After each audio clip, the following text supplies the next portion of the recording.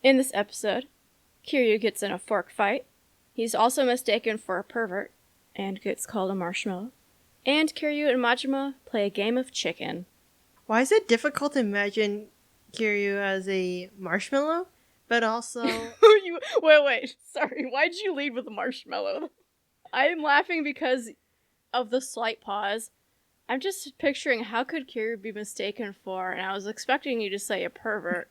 And I was getting my response ready to say, I know, because he's just so nice and good. But no, you led with marshmallow. I feel like if anyone, it would probably be Majima who gets mistaken as the pervert and possibly a marshmallow, not Kiryu. And so you haven't met him yet, but Daigo's definitely the marshmallow. Thank you for coming back from our replay reviews. My name is Leah. And my name is Kathy. We are two friends who are here to replay, review, and analyze your favorite video games. And since Kathy has never seen the games before, it helps me view them through her fresh eyes, almost like I'm discovering them again for the first time. We hope it'll be a similar experience for you.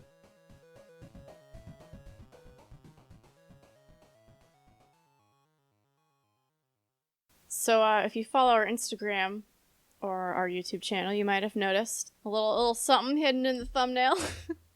And we're going to have a little game in our thumbnails. A Majima Everywhere game. A fun Majima game. Yes, exactly. Can you find them? It'll get progressively more difficult in each thumbnail. Maybe there'll be a prize. Let us know either on our Instagram or contact us through our website if you can find a Majima in the thumbnails. This week it's pretty easy, but it will get harder. We'll see how good I am at editing, though. Alright, Kathy. We're back to Yakuza. We're doing Yakuza Kiwami. I'm so excited. So it's October 1st, 1995, and we see Dojima dead on the floor, and Kiryu standing over him holding a gun. So it looks pretty self-explanatory, and pretty bad. Kiryu then picks up a ring that has Yumi engraved on the inside. So my first question for you was, did you remember that name from Yakuza 0? It sounded familiar, but I don't think I remember it, and it's been like a whole year. So I didn't remember that part, and I thought the guy looked awfully familiar. I'm sorry, I'm just thinking about your fish comment. Oh, and yes, I want to add that Dojima looks like what you expect a fish that is belly up, dead, with his eyes kind of exploding out. The cops then arrive, and that's all we see. And then we flash to the previous day. Kiryu and Shinji, his right-hand man, head to Sky Finance to collect what they owe them. So when they're in Sky Finance, trying to get this guy to pay up, he has a line. He says, "Isn't the Dojima family known for resorting to murder during collections?" Do you think this is a reference to the murder in the empty lot from Y0? I thought so too, and I thought there's just too many parallels of like a full circle going back to the opening scene. Someone's getting beaten up. It's just too much of a coincidence for him to be making this comment and not be referencing that opening scene. I think it's a reference too. But Shinji sort of plays it off. And then a scuffle breaks out. But afterwards, Shinji mentions that the rumor is Kiryu will have his own family soon. He's moving up. He is no surprise there. He has proven himself to be capable. And the fact that he was even to prove himself innocent also goes to show he's very capable and therefore deserving of his own family. Kiryu heads to Serena to meet Nishiki, but on the way he bumps into some guy bumps into him. I feel like if you're leaving the side street, whether you're in a car or on your feet, it's your job to look both ways. If you go onto the main path, if you bump into someone, don't blame them. You didn't look both ways, friend. That's on you. But no. He picks a fight, blames Kiryu, and then we soon learn that this guy is part of the Majima family when Majima himself shows up, now captain of the Shimano family and patriarch of the Majima family. Majima talks to Kiryu a bit and makes it sound like Kiryu has a thing with someone who works at Serena, so we'll follow up on that later. He also wants to punish this guy for attacking Kiryu and smacks him with an umbrella, but Kiryu stops him from getting even more violent. So there is one thing is that I don't remember Majima being that violent. If anything, I feel like Yakuza 0 Majima was the real marshmallow, not current day Kiryu. And maybe it's because he doesn't have Makoto by his side anymore to have a positive influence. Look, he's still a marshmallow. He's just a marshmallow that's been left out on the counter a little too long. A stale marshmallow? And he's got a rind on him now. He's got a crusty outer rind on him now. He's a softie on the inside. But I agree with you. It's a bit jarring from the Majima we left. It kind of leaves you wondering, what are his motives? Whose side is he on? Because he's still a Shimano. The other thing is that, isn't it funny how Kiryu isn't fighting back against Majima? So another parallel is the opening scene of Majima. And I understand that at that time he just needed the money to get back out there. But he didn't fight against the guy. If anything, he was just apologizing. He did dodge all the blows, so it wasn't like he was standing there taking it. But in any case, it's another parallel between Kiryu and Majima.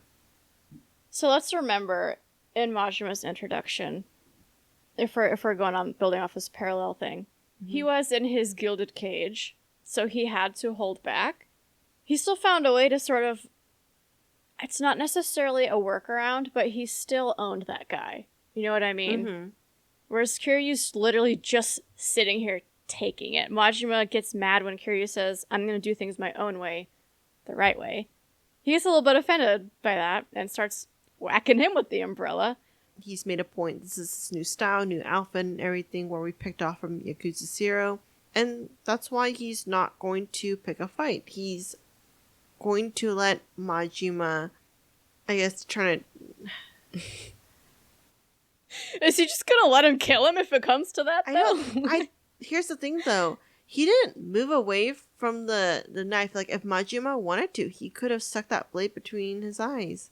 I think maybe he knows Majima well. I mean, we don't know how many times they've met. But I think probably he knows Majima well enough to know that he wouldn't do that. It seems like he has respect for Majima. But let's look at the flip side of this and take a look at Majima.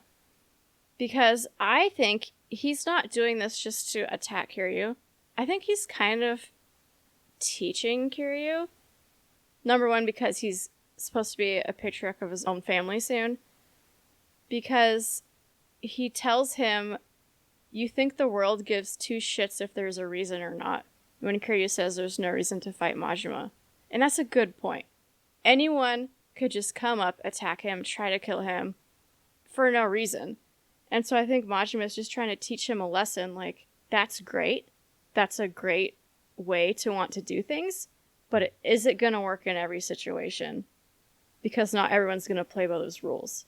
I was actually thinking, in addition to having a lesson, it was also Majima's way of measuring him up to see where he is in terms of being prepared and his leadership style. But I also find some irony in it that he's trying to pick a fight with Kiryu, similar to how Nishitani was trying to find a reason to fight him, even going as far as calling the cops on himself just so he can fight Majima. And this is now Majima trying to fight Kiryu. Oh, absolutely. It's definitely got Nishitani vibes. He tells him that he's gonna find reasons to fight Kiryu, and he says, I'm gonna have my eye on you 24/7. This man. He's gonna be everywhere. He said I, though. Singular. Oh, I didn't catch that. I'm curious, though, in Japanese, if there's a singular and plural, if it's just like an English translation thing. It could be. Not to pop your bubble, but... I think it's hilarious. Well, for us, it's a joke. Alright, so Majima leaves, and Kiryu makes it to Serena, where he hangs out with Nishiki, Reina, and Yumi, the bar gang, as I call them. Nishiki makes it sound like the Dojima family is on the decline. When we get introduced to Nishiki, it just says of the Dojima family. So I don't know what level he's at, but it seems lower than Kiryu's, who's a lieutenant advisor. I, at first, thought it just was because Nishiki isn't as ambitious as Kiryu. Even in Yakuza 0, he just wanted to be with Kiryu. He didn't really care about rising to the top and being that ambitious into one day taking over Kazama? Or am I incorrect in that? I think this is actually a topic that we maybe talked about in Nishiki's character arc, is at the start of the game, he is focused on, rising the ranks, whatever it takes. But as the events surrounding Kiryu unfold, he sort of abandons that and decides Kiryu is more important because essentially he had to make that choice. So I don't think you're wrong. I think it's both. Mm-hmm. And so we just don't know where he landed after all those events wrapped up, I think. I was just kind of curious. What kind of surgery is Yumi having? Do we know? We don't. It's not Yumi, though. It's Nishiki's biological sister. Oh my god. I thought that Yumi was a biological sister. Because they were all from the orphanage. But yeah, we learned that she has some sort of medical issues and that an upcoming surgery is likely her last chance and she won't survive if the surgery doesn't accomplish whatever it needs to do. But at this point, we don't know what exactly the problem is. Okay, that makes sense. I'm glad I asked that question. Yes, I'm glad you did too, because you would have been confused for a little while. Yeah, but it would also make it really weird when he's like buying a gift, but like, okay. Okay. Or anything else? Are we ready for scene 3? Yeah. Okay. Yeah. Let's go. We now flashback to a few months in the past, where Kiryu is hanging with Nishiki at Serena. Reina mentions that today is Yumi's birthday. Nishiki ordered a present for her months ago, but Kiryu has been busy and did not remember to get her a present. They decide to throw a party for Yumi, and Reina suggests that Kiryu get her a ring, which leads to way too much trouble. Way too much time. I cut it down as much as I could. So he has to buy the ring, and then the ring gets stolen, and then the guy who stole it pawned it off, and then the guy at the pawn shop raises the prices on him, so he has to borrow money from Shinji, who assumes that Kiryu needs it for a soapland. And the second time he returns to Shinji to ask for more money, Shinji's like, "What, back already? Did you go for the short and sweet?" So, what's the short and sweet? Guys, is that a code? What is it for? So many things I want to say, but they're all so inappropriate. I'm not even going to. I'm sure we're all thinking them. Yes.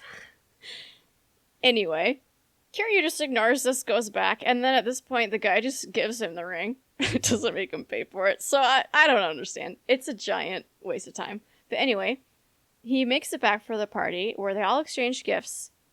And Reina seems a little bit sad, which is when we flash back to her and Yumi with the client just a few hours ago. So in this flashback, we see Yumi telling the customer that she would only want a ring from someone she's in love with. Is Reina meddling a little bit here by suggesting that Kiryu get her a ring? I think so, but the look on Reina's face afterwards, it looks like she has feelings for Kiryu, but she knows her chances with him are slim, and therefore she's just gonna push those two together. I'm not quite sure right now, because it's either a love triangle between Yumi, Kiryu, and Reina, or it's Yumi, Kiryu, and Nishiki that are fighting for Yumi's feelings, and I'm not quite sure where it is. Let me just add one thing into this, because it might affect your theory. Okay. Reina asks Nishiki to get her a ring for her birthday.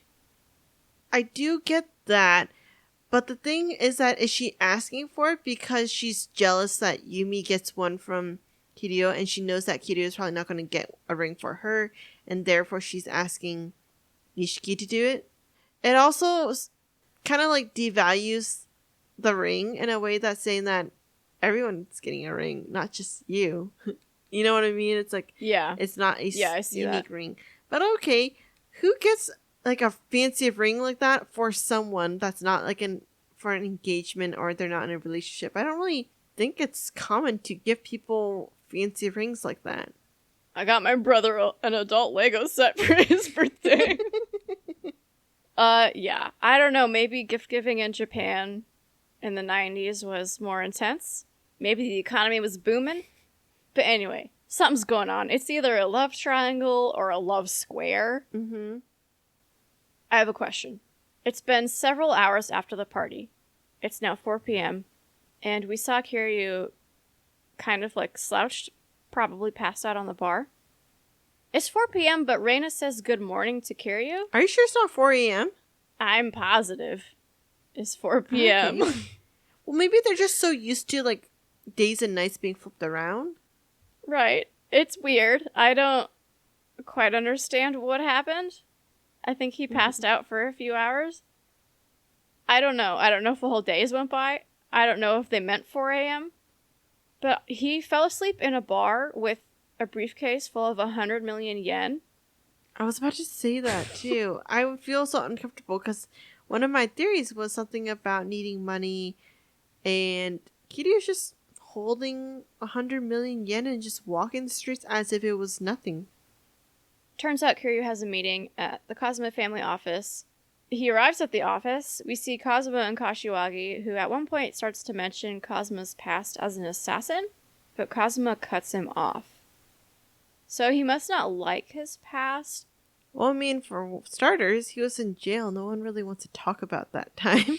And so there's that. But also, it's even goes beyond what's recently happened. It's that everything Kazama's past life was prior to meeting Nishiki and Kiryu. There's a lot that Kiryu doesn't know and Kashiwagi knows. And so I think Kazama has some skeletons in his closet that still are there. Kiryu then gets a call from Shinji, and I guess Reina told him that she saw Dojima grab Yumi and take off, and that Nishiki went after them. Kazuma tells him not to go, but Kiryu goes anyway. And this is when we see what exactly happened. And turns out Nishiki shot and killed Dojima because he forced himself on Yumi. Yumi looks really shaken up, which I think you would be. But Kiryu tells Nishiki to take Yumi and get out of there. Nishiki wants Kiryu to go instead, but is eventually convinced to leave when Kiryu says that his sister is gonna need him. It's a reminder of Makoto. She seems shaken and versus Makoto just completely blacking out the entire situation and everything. But that's another parallel going back to Yakuza 0. But I do think that Nishiki, if I remember correctly, he hasn't killed anyone before. Number one, it's interesting that you bring up Makoto because I have in my notes that I don't want to reopen old wounds here. but Yumi is a prime example of what could have happened to Makoto if Majima hadn't walked away. Yeah, I'm gonna leave it because we can go hours into Don't tangent there. Even touch it. Second, at the end of Yakuza 0, with Nishiki and Kiryu in Serena, Kiryu tells Nishiki, and we made a joke about this because he says, I owe you my life, but then he makes Nishiki pay for dinner. But he says, I owe you my life. So do you think this is what he's sort of doing to make up for that? For him owing his life to Nishiki? I think Kiryu would have done that whether or not he owed him or anything. And also, if you think about it, Nishiki has more to lose than Kiryu. But he knows that he's strong enough to be able to go to jail. And maybe he kind of wants to have some kind of resemblance to Kazama. Also from Yakuza 0, Kiryu's about to kill Shibusawa, but Nishiki tackles him, and he says, if we cross that line, we're going to cross it together. So is this moment where Nishiki killed Dojima, but Kiryu's taking the blame, is this crossing the line together, or is it Kiryu stepping over the line and pushing Nishiki away from it? I actually thought it was just Nishiki crossing the line by himself, and then the panic of not knowing what the next step is once you cross that line. So he kind of looks to Kiryu to help him figure that out. Mm-hmm. And I don't know if Kiryu would be, if we would consider him crossing that line, because he hasn't taken a life yet. I think no matter what happens to Kiryu, if he gets prosecuted or not, they're in it together. Do we need to do a so long Dojima? Mother. Yeah. No doubt about it. I mean, he's the one that put Y0 into motion, right? Mm-hmm. All those poopy events. So those things were not good. He definitely has cheated on his wife, or is trying to presently. He tried to force himself on someone. No means no. Right. I'm just trying to find out if there's any redeeming qualities at all to this character. Because at least Nishitani had redeeming qualities. At least Sagawa had redeeming qualities. This guy just sucks. Yeah, he sucks. He's terrible. I think the only good thing he did, which might not even be considered a good thing, is making Kuze cut his finger off. I think that's it. It's the way of the Yakuza life, so he can't really take credit for forcing him. Right. He's just implementing whatever rules that were established. So there's just nothing about this guy that's a mother respecter. I think it's time to say so long. So Kiryu definitely got arrested. He's now being interrogated by a detective named Date, who does not believe that Kiryu did it, but he's pressured to close the case. I think we're going to see more of him. I think he's going to close the case in terms of the process for getting him in jail and everything, but I think he's going to be investigating behind the scenes. It would be kind of hard not to close this case when you have the suspect saying, "I did it." And it appears to be what happened as we see him in jail. He gets visited by Shinji, who presents him with his expulsion from the family. But Kiryu says it should have been a banishment, and Shinji responds that third chairman Sarah decided on expulsion. So I don't exactly know what it means, except that I think he could come back. And I think maybe a banishment is like, you're dead to us. That's my question, is what they are. But I was also thinking that banishment might be like pushing him out beyond their area, their territory. And so it'd be very similar to Majima being trapped in the gilded cage. Shinji also tells him that the Kazuma family is taking command of the Dojima family, and also that Yumi has been missing since the day after the incident, and her memory is gone. She doesn't remember Kiryu, she doesn't remember Nishiki. She freaking pulled a Makoto. She did. Why are they making all the female characters like this? Because they're in a dangerous world, I guess. I don't know.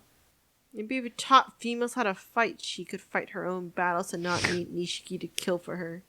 Makoto tried, and it didn't go well. Yeah. I'm gonna look at Lee. You can't look at him anymore. Leah. I'm sorry. Okay. That was so mean. I really like Lee. I'm sorry. Okay. But we do find out that Nishiki and Kazuma are looking for her. So that's at least some, a little bit of good news. So later on, an inmate picks a fight with Kiryu in the cafeteria. With some forks. Dual wielding the forks here. And after the fight, Kiryu's trying to figure out who ordered the hit on him. And the inmate says that Sarah ordered the hit. So I'm confused because Sarah didn't full out banish him, but he issued a hit on him?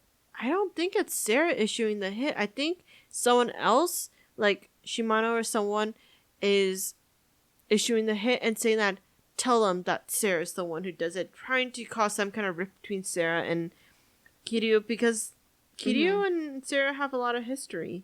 But also, I do want to circle back to the fork battle. Right before someone tries to pick a fight with Kiryu, some poor guy gets hand stabbed by the fork just so they can get rid of the security guy.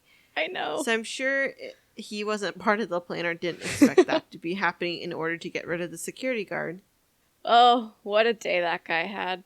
Although I will say that the guard very politely helped him up to go get help. Probably to minimize the amount of blood spilling everywhere. True. It's very opposite to the treatment Kiryu got, which was a club over the head. But I guess he did knock out like 8 guys, so. I do want to point out to our female listeners, when you watch the scene, do pay attention to Kiryu's forearms because they're massive. in this scene. I don't know what it is about Jail Kiryu, but his biceps and his forearms have grown like they've doubled in size. Jail Kiryu. Instead of prison Mike, it's prison Kiryu. Oh my gosh, I was more distracted by that haircut. We are now at Dojo. Sorry.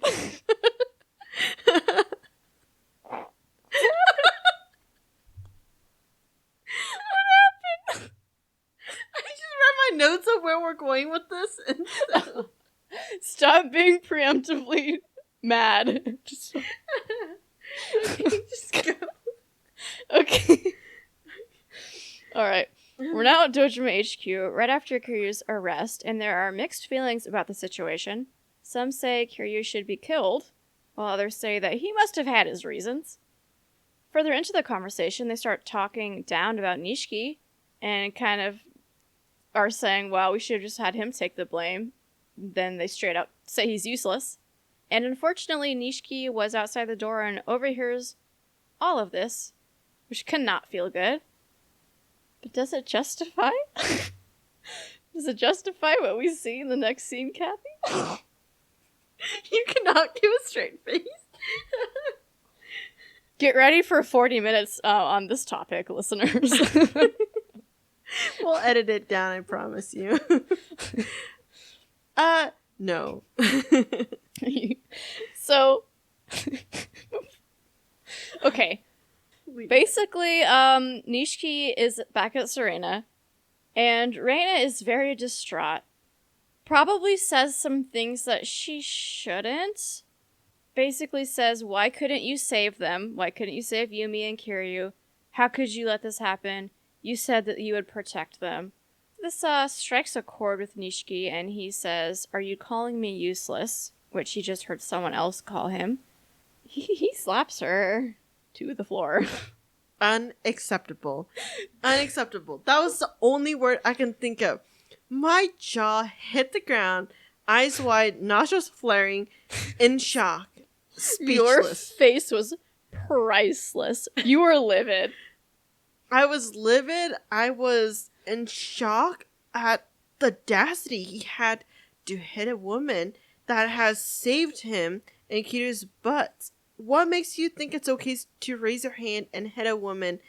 And I get why he was frustrated, but it's not okay to hit a woman. Unacceptable.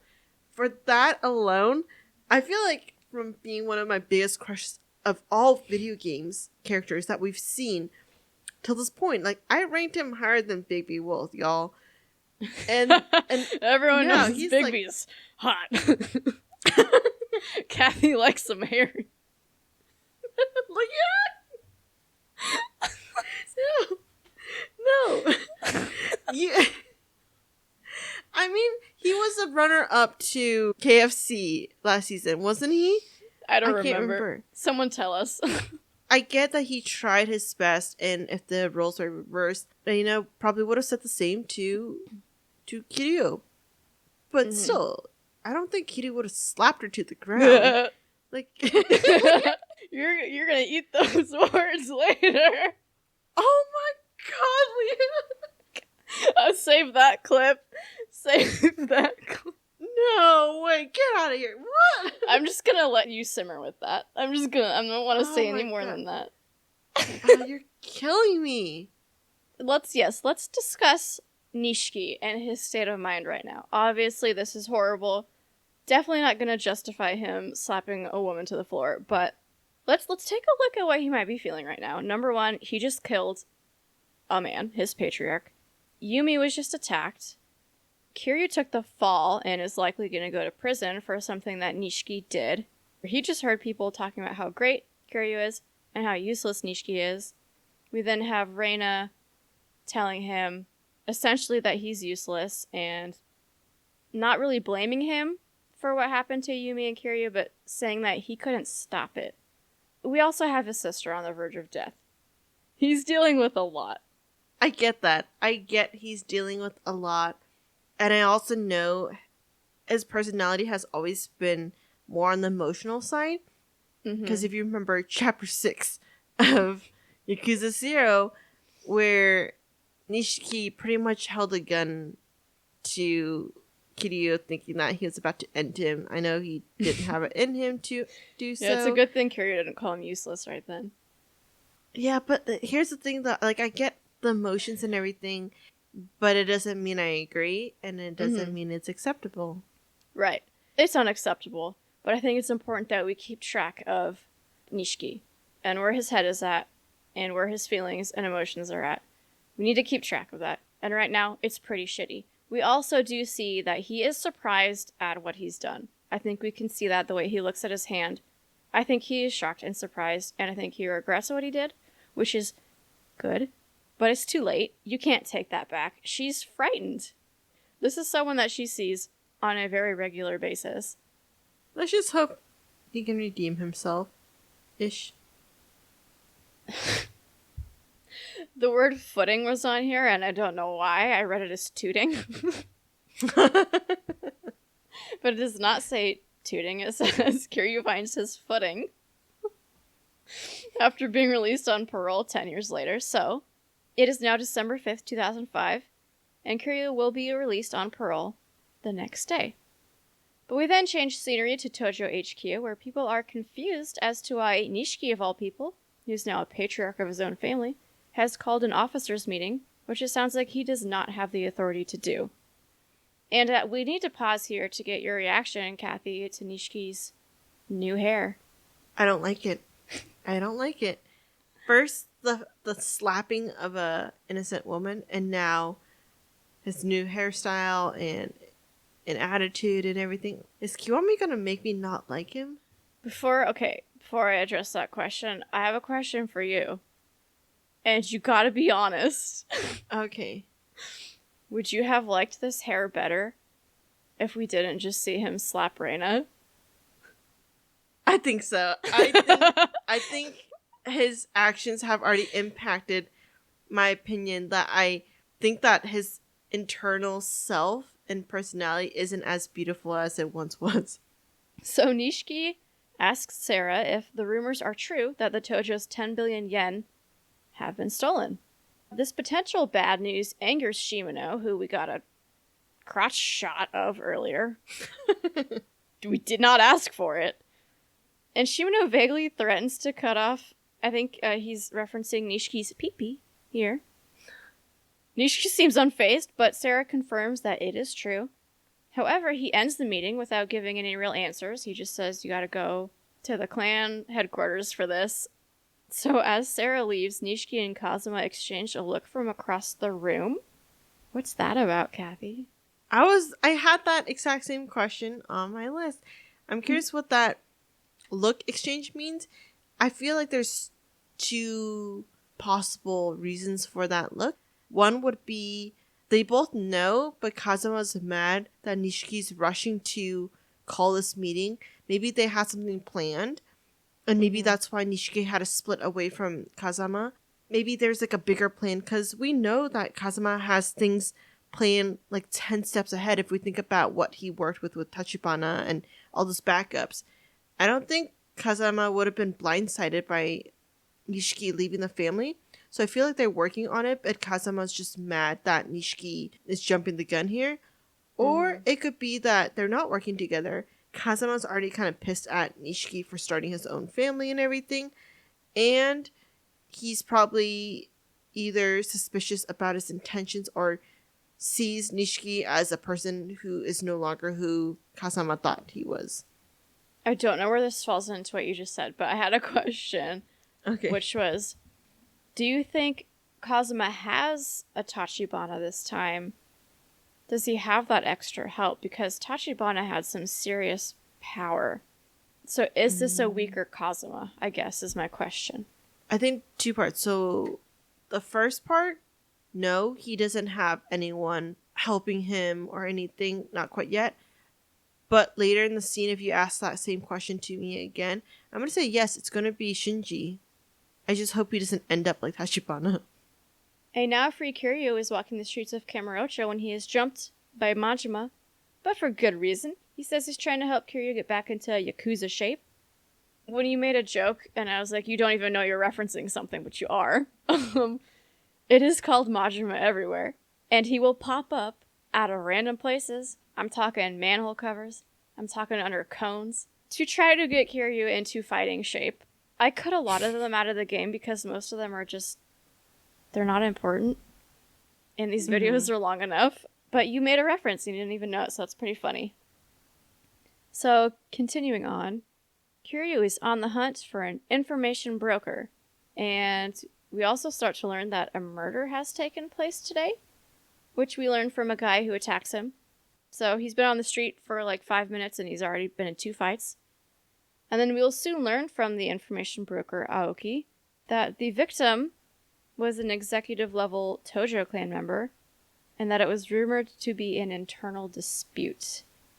I just thought, wouldn't it be funny if Nishiki's behind both deaths? 10 years apart.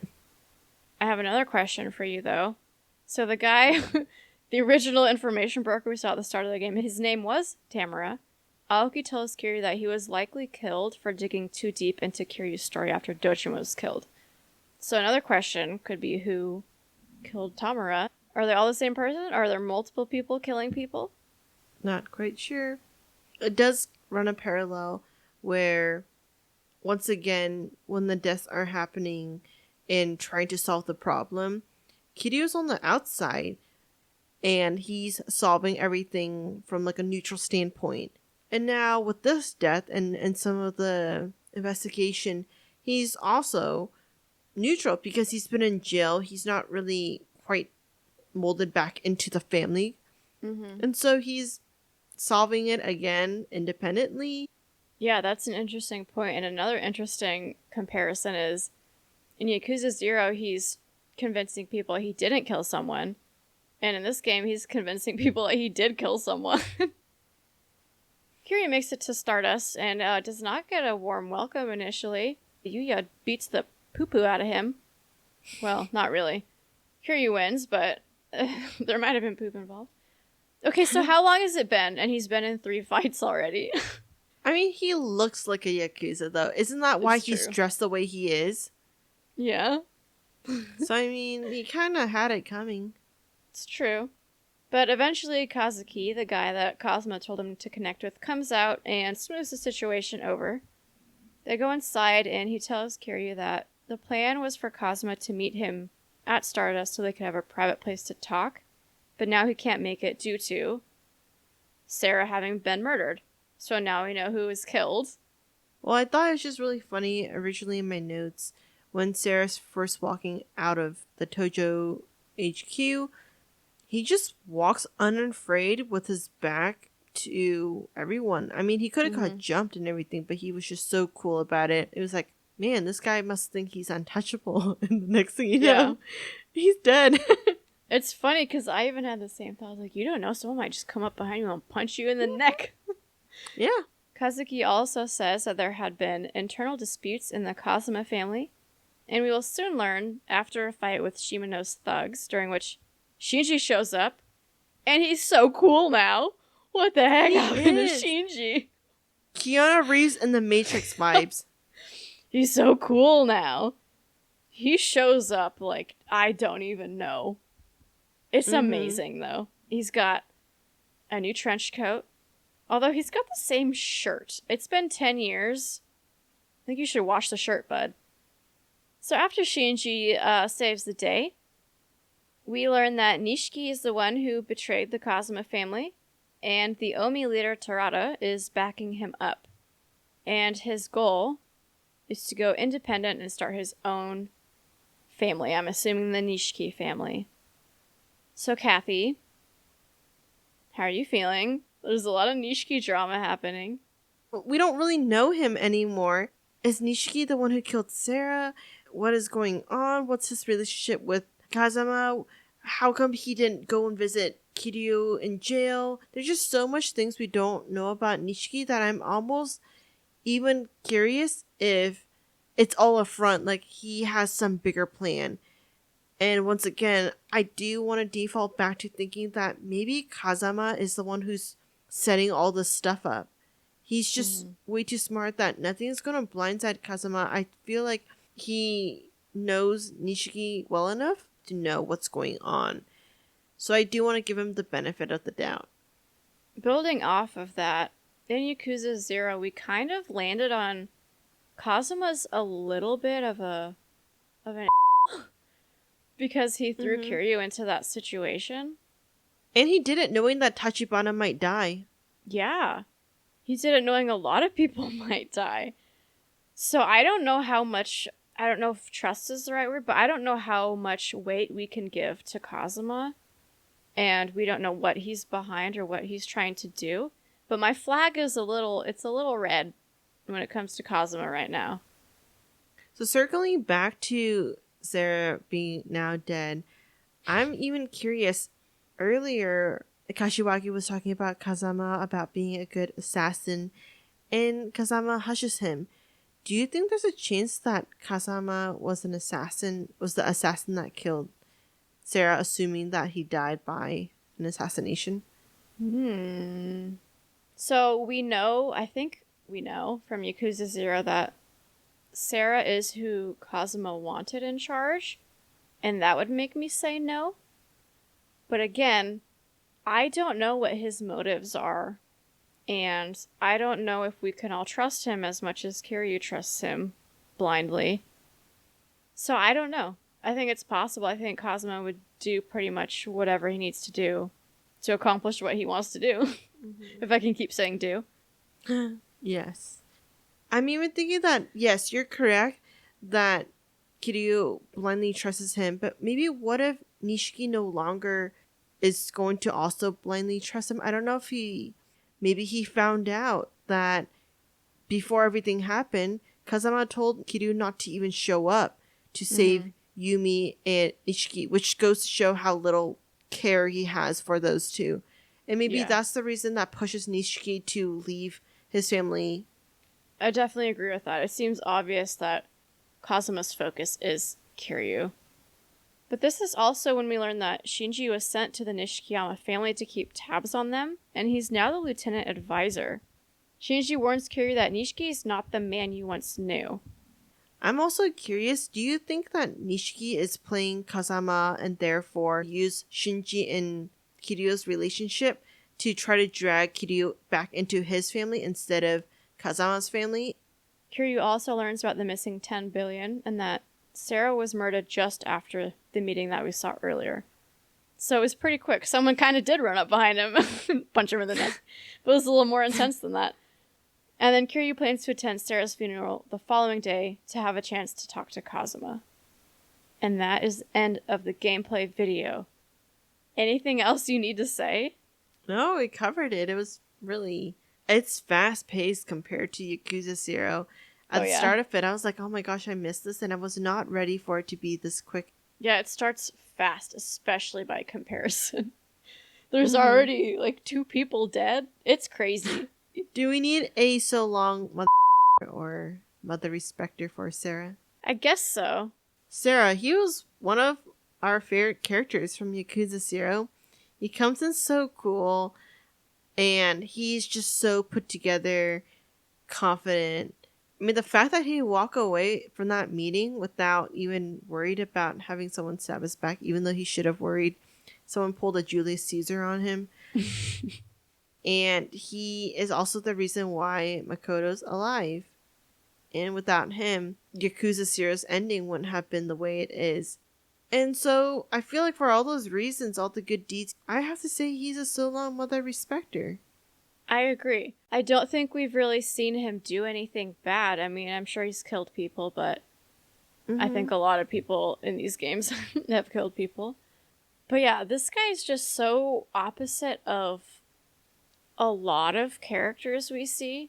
A lot of the other characters are more rough around the edges, but Sarah is more professional. He has class. Yeah, he's a classy criminal. He doesn't just wear a nice suit. It's more than that. He's got class. He's got capability. He saw what Nishiki was trying to pull, and he was like, I'm not standing here for this. Goodbye. I've always loved this character. He has a way of staying outside of the main fighting, but this is when it catches up to him, and perhaps he was a little bit unprepared because he wasn't used to being right in the middle of it. I think he's a so long mother respecter. I think he's done far more good than bad. Agreed. On one for Audacity. 3, 2, 1. Thank you for listening, and don't forget to send in any questions, comments, or game suggestions. You can find all our contact info on our website, replayreviewspod.com, or contact us directly through our site. Did we completely miss something? Are we way off the mark? Or you just want us to take a deeper look at anything from the game? We'll tackle any topics you all want to hear in our season wrap-up episode. We also have a Reddit where we discuss anything we're curious about. Go take a look and let us know what you're thinking. Our theme music is Condemned by Eggy Toast. They'll play you out, and we'll be back next week.